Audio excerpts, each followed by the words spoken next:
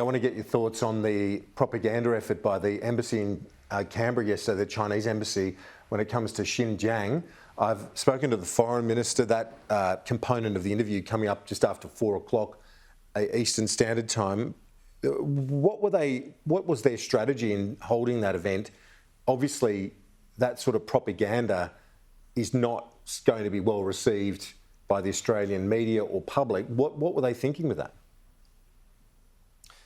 Well, I think this shows the limitations of the Communist Party system. This was a highly centralised event, orchestrated from Beijing, delivered across the world without a lot of kind of local sensitivity, without a lot of engagement ahead of time, very much a formal set-piece engagement, and it lacked a degree of credibility. I think, the response to this were fairly incredulous. I don't think they've convinced anybody. Perhaps they might have shown some of their own citizens that they're making the argument, but I don't think they'll have convinced many Australians, certainly not Australian journalists and certainly not Australian political decision makers. There is increasing pressure on Beijing for what's happening in Xinjiang.